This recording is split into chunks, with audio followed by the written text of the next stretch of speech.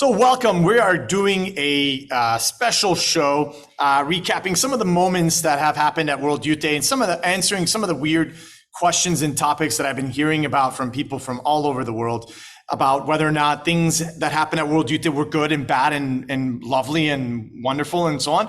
But the most interesting controversies that I've been hearing about World Youth Day were from people that were not at World Youth Day, people that heard it from other people. Things that were not clear, things that probably did not go so well. And of course, this is the whole point of today's show, is to try to address that. What went wrong at World Youth Day and what could have been done better, probably, right? And as a journalist, I try to do my best to promote and to talk about all things World Youth Day, but there are some things that makes your head scratch. Let's first talk about this whole topic of the Eucharist controversy. What happened with the Eucharist being distributed with plastic bowls? Let me show you what I mean by this. So I have this picture from on here. So let's see if I can find this and see if I can get that picture for you guys so you can see what I'm referring to. But there was a picture about these plastic bowls. And let's get this started right away. So let's get right to it. So here is the plastic bowl controversy, as you see there, right? And what is this? It looks like the World Youth Day logo is on the right side, and this was sanctioned at World Youth Day for all World Youth Day events. And let me tell you, it was not. First and foremost, this picture that you see here with the saran wrap is just appalling. First off, no priest in his right mind would say to the congregants, hey guys, by the way, let's use saborias that can easily break. And in this case, these are bowls that could easily break. And yeah, I mean, you can tell that one of them it says IKEA on there and has been saran wrapped. And the saran wrapping itself to hold the Eucharist in place, interesting, questionable thing.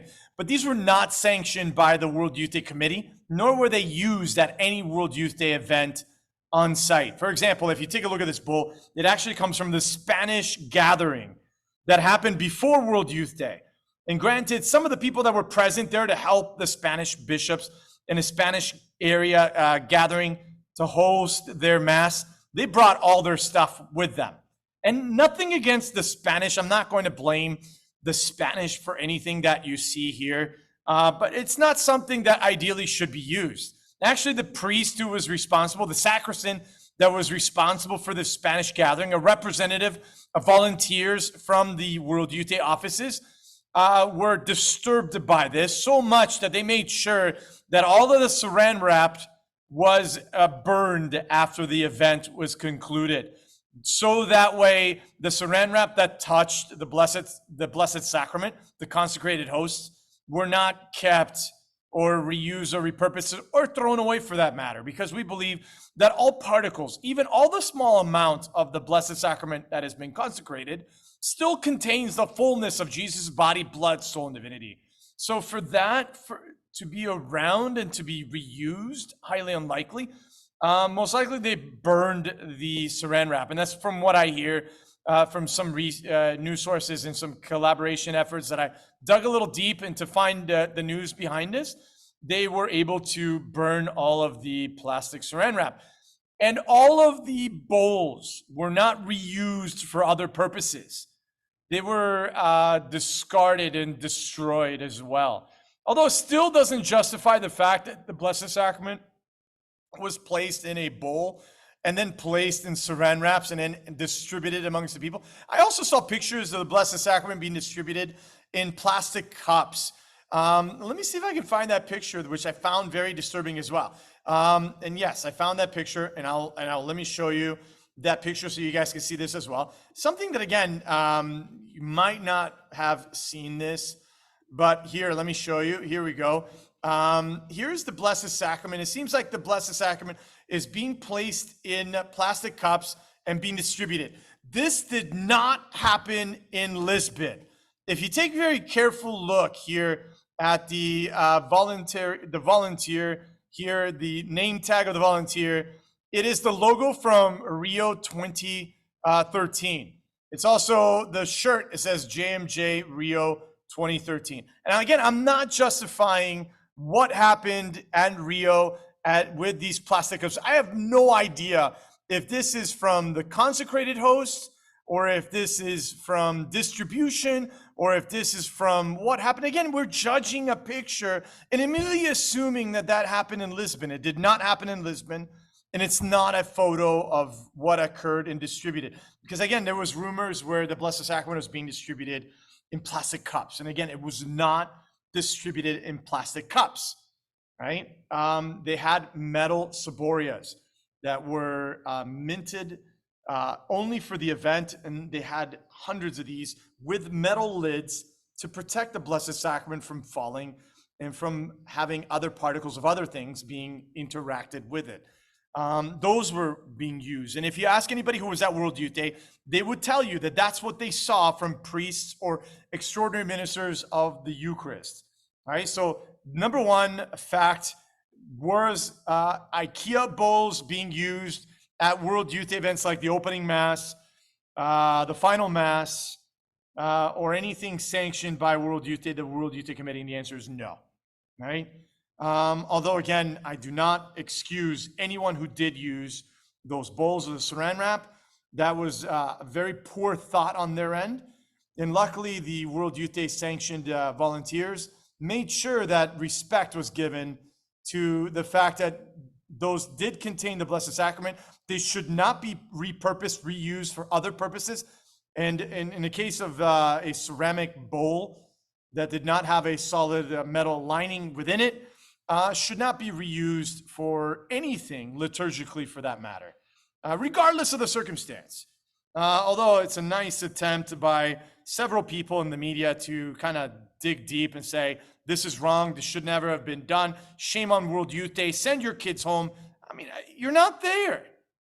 You're not there. It would have been great for you to be there. It would have been great for you to volunteer and actually help and make a difference in making sure that none of that would go on. And there were volunteers that made sure that none of that would continue or go on. Because at the heart of everything is the encounter with Christ Jesus in the Blessed Sacrament, in the Eucharist of the Church, which of course is the high point, the focal point. Remember, the Eucharist is the source and summit of our Christian lives. Like that should be at the goal and the focus of anything that we do and any event that we do. And again, yeah, you're not in an environment where it's conducive to like, how do you get the Blessed Sacrament to 1 million young people at an event like that? Okay, look, we've done it for hundreds of years. The church has found ways, especially in big events, to distribute communion. And sometimes distribution of communion is not required. Maybe it might not happen at all. And that's what happened in Madrid in 2011. The Blessed Sacrament was not distributed to anyone at the Sunday Mass besides those who were at the altar or those who can celebrate it, especially the priests. That's about it, right? But the rest of the people were told to go to the local parishes so that they can receive communion. And again, you're not required to receive communion every Sunday at Mass. Like you might not know this, but one of the precepts of the church is to receive communion at least once a year and to do so on the Easter season, right? It'd be ideal to receive communion every Sunday.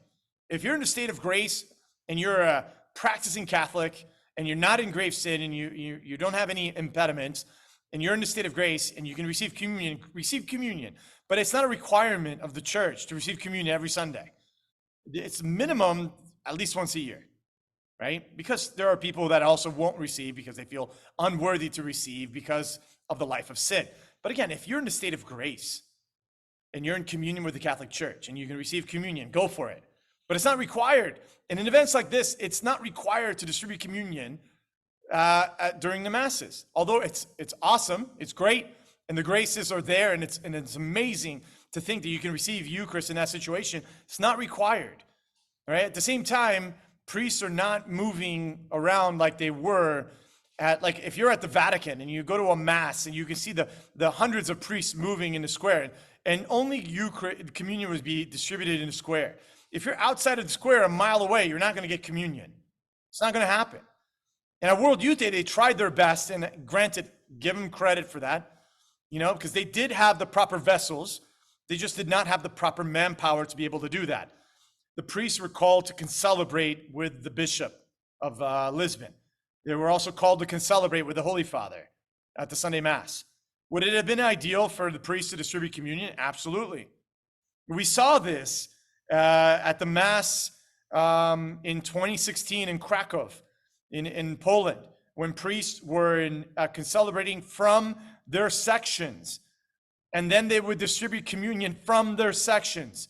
So they didn't have to go from the main area where the altar was and then move back to the people. Can you imagine being hundreds of yards away? I mean, probably a mile away. That's how far people were.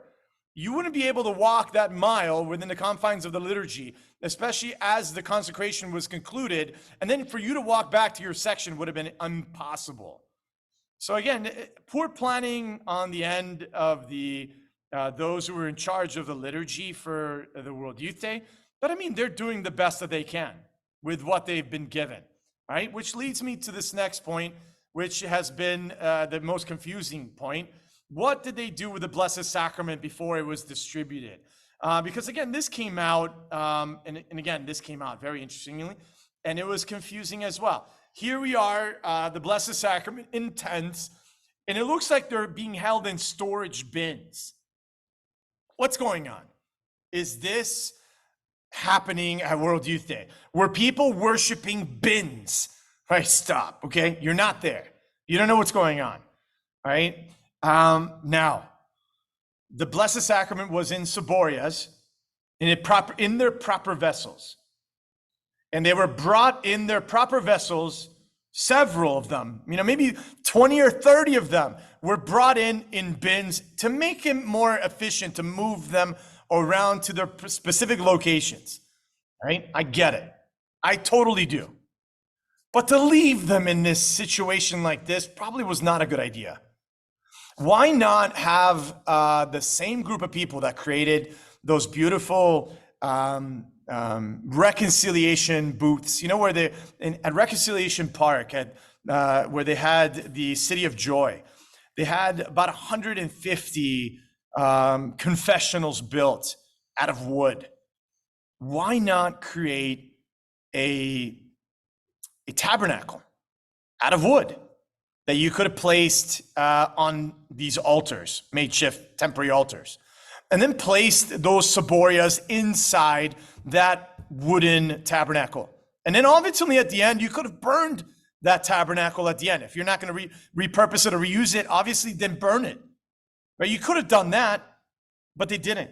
They left some, and I say some because to give credit to some volunteers, they actually took them out of the bins and displayed them on the table, on this altar table, right? With candles lit on the side to remind people of the presence of Christ, full presence of Christ, body, blood, soul, and divinity, under the appearance of bread and wine in the consecrated Eucharist of the host that are there. And they had altars like that. They had areas like that, these little tents reserved for that. Some just decided to leave them in the bins.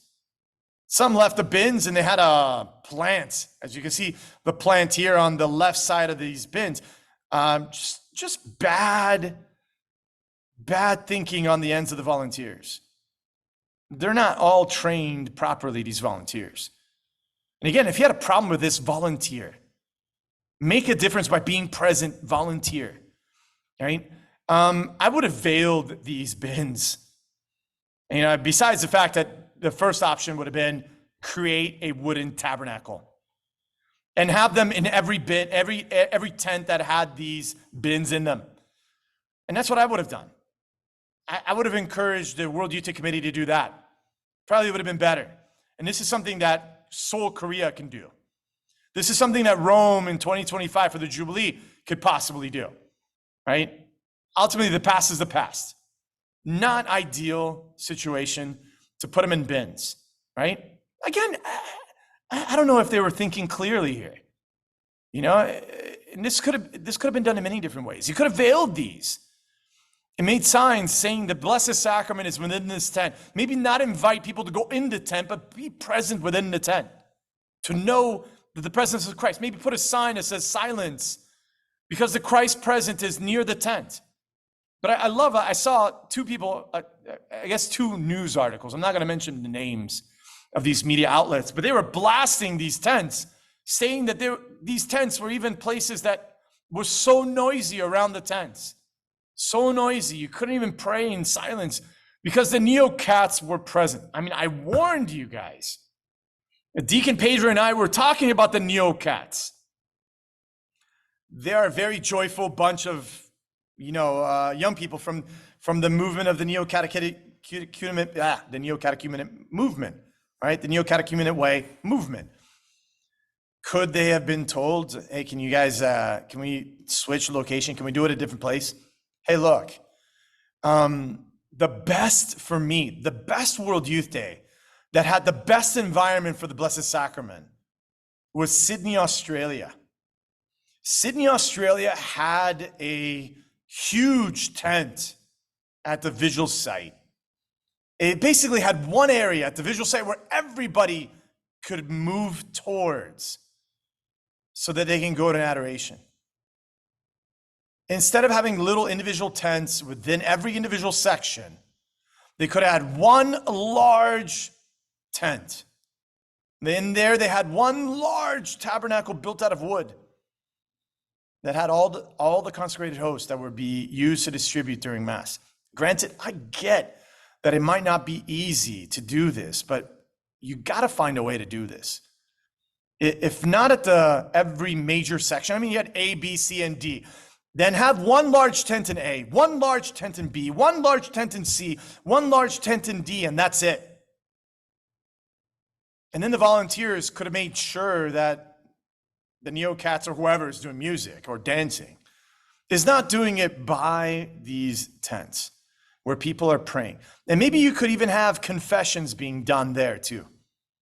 So you have adoration and confession at the visual site and the final Mass, right? That could have been a way of doing it. If you really had a problem with this, that's one way to encourage the next World Youth Day Committee to think about.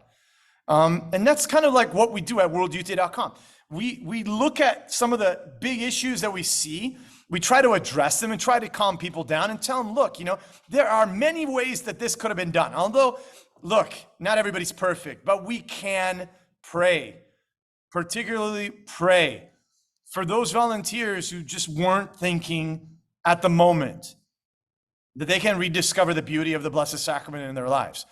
Maybe they thought this was the best way. And again, and I say to their credit, because we also need to be considerate of the fact that maybe this is the best they could have done at the circumstances they had. And they just didn't want the Blessed Sacrament to be visibly displayed for the sake of desecration or for the sake of confusion. But again, I know this causes more confusion. And I'm not justifying them. I love spending time in adoration. I love, even the Eucharist exposed would have been great. But there are ways to doing this. There are ways of doing this. Maybe the Blessed Sacrament could be brought in, in a car to each section with several priests or several extraordinary ministers of the Eucharist to bring about the Blessed Sacrament to be distributed properly and to be venerated and respected properly, outside of the visual site. And again, look, there are many ways around this. I gave you a couple suggestions, and I told you that, they did a really good job in Sydney, Australia, having a tent specifically for that. I know they did the same thing in Cologne, Germany. Rio was tough because the Blessed Sacrament was not on the beach at the final visual site, and the visual site and the final Mass, because ultimately the site was moved to stay on the beach, and they weren't prepared, they weren't equipped, so they had the Eucharist be brought over by the local parishes, and they also had not unconsecrated hosts, and that's what the picture you saw was, hosts that were not consecrated being delivered to the tents so that the priests that were present in the sections would concelebrate with Pope Francis from their site, from their location, so that they would be able to co-consecrate the Eucharist from their site, right? Because not every priest could go and stand at the altar, right? And again, that's normal and ordinary for the Novus Ordo liturgy, or the ordinary form of the Mass, right?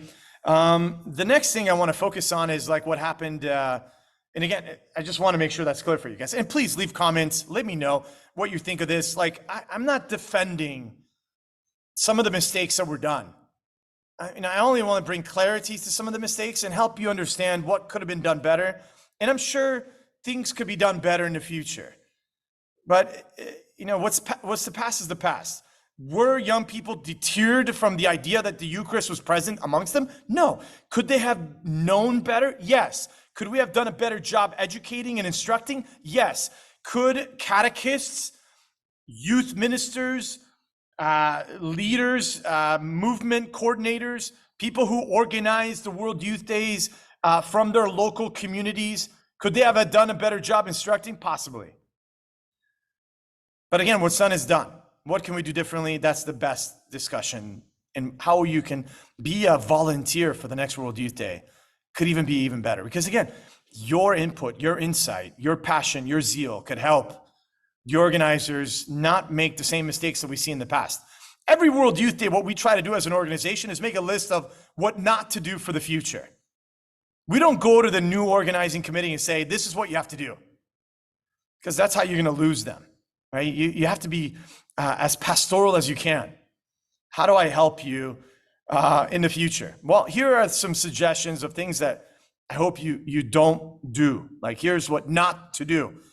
And you know what? We will be with you until the end. Because that's what we did in Lisbon. We at worldyouth.com were there in Lisbon from the beginning and all the way to the end. Even at the visual site, I hung out with some of the guys who were part of the organizing committee and spoke to them about some of the joys of what I saw. Christ was present, moving amongst the people. And the Vicar of Christ made that clear in his message.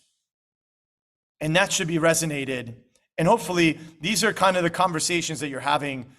And if you're not, maybe you should. And we gave you some great resources, and we'll do some more stuff later in our videos, in the future videos, where you can learn about later what you could have done as well. But let me focus on sharing with you guys about this story of this priest that was doing the Mass, not the Mass, but it was on Sunday at the concluding of the Mass. And this is a good one, because a lot of people had, this idea that maybe this priest, and let me show you what I mean by this. All right, here you go. So here's this priest, a Portuguese priest, who's also a DJ, waking people up from their vigil rest. All right, and I heard a lot of things from this. Secular DJ warming people up for the Mass. Not true. Why were bishops and priests already vested for the liturgy? Because they were told to get vested 4 hours before the Mass. 4 hours before the Mass. Like, I got to the visual site at 5 a.m., 5:30 a.m. People were still sleeping. I mean, if you look at my social media, you'll see pictures of people sleeping when I arrived at the Sunday morning, because I went back to my lodging to do some work, and then I came back the next morning to be present for the Mass, and I saw a lot of people sleeping, and then I started recording like a really cool time lapse of sunrise, and all of a sudden, out of nowhere, I started hearing the music. It started at 6:30 a.m. Music for wake up, and it was this priest playing music. It was not liturgical whatsoever. And yeah, he's on the stage, the same stage where the final Mass is going to be celebrated. And granted, he's playing music, right? And here's a little clip. Let me just show you a clip of this. Again, because I thought it was a really ingenious way to wake people up. So here's the sound, and here's the clip, right? Here we go. So I got this from YouTube, because you can find this anywhere on YouTube. And here's the music, right? And he's waking people up. You can see it's sunrise on the video. And this is what's happening. And the priests haven't even congregated in this section. This section is where the priests will come, right? So let me make this big so you can see this. This is the section for all the priests that are coming. You see that there are people already vested on the altar. He's just playing music to wake people up. Top of him. He's not doing anything wrong. He's waking people up, right? And it was really cool. Oh, I'm not going to play the commercial, but you get the point. He was waking people up. And then what he was doing is, He was using music for 27 minutes. 27 minutes, he woke people up. And then there was a 2-hour period or hour and a half, give or take, of like things about being said, music being done, right? About preparing for the Mass. And then the Pope moved in the crowds. He wasn't in liturgical garments because the Pope moving in the crowds is him coming to be present. And then there was a moment of silence and preparation because that's the time where the Pope vests and then is wheelchaired in for the liturgy. And you can actually, if you go to the video of the final Mass, you see the procession being done. And again, nothing out of the ordinary. The procession starts, but there's silence leading up to procession.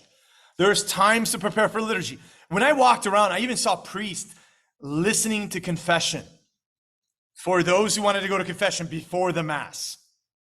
But immediately when you see this priest doing the DJing, the music and so on, you immediately judge that this is what's going on before the Mass. Okay, look, I know it happened in Rio. In Rio, they had a spontaneous dance. I forgot the name of it.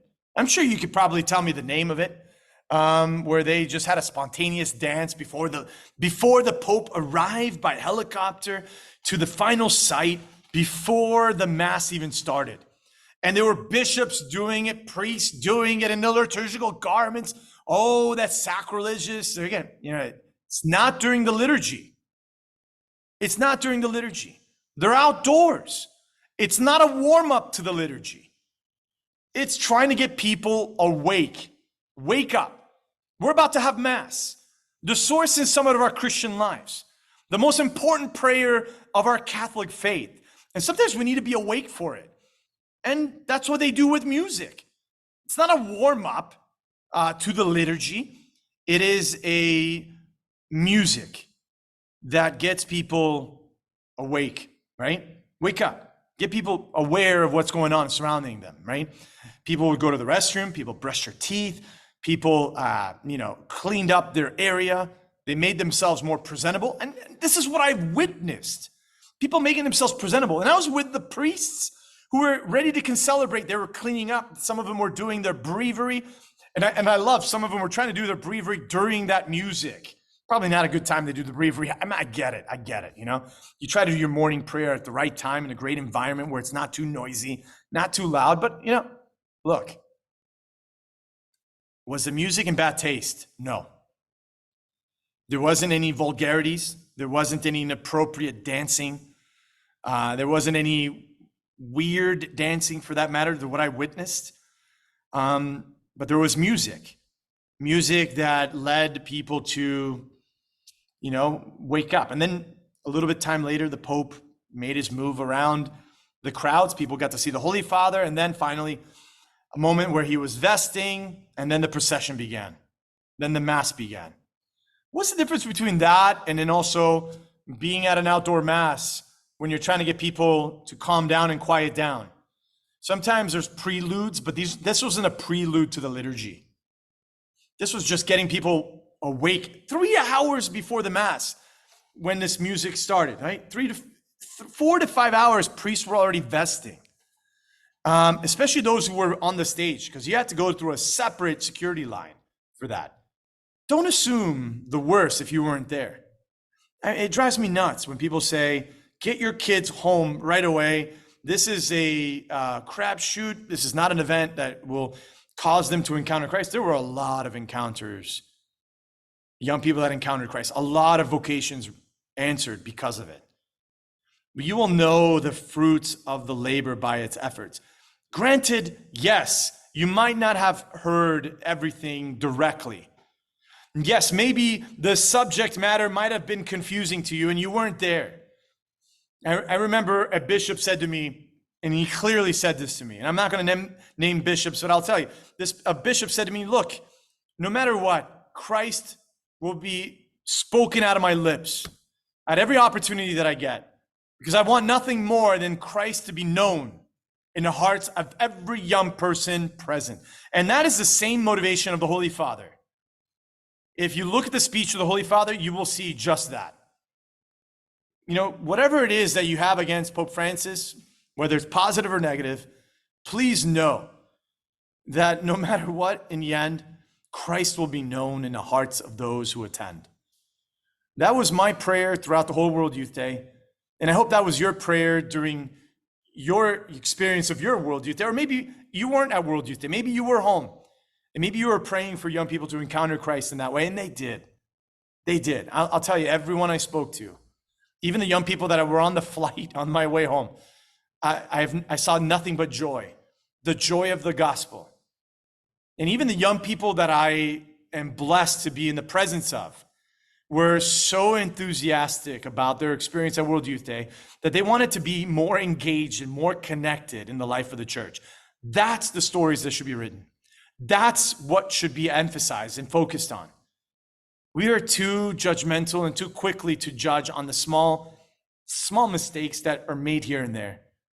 You know, I do it even at Mass. I might not like the music. I might not like the homily. I might not like the fact that there's someone who didn't genuflect properly, or someone didn't make the sign of the cross properly. And you know what? And we will be like the Pharisees on them. And sometimes we forget that we are in the presence of Christ,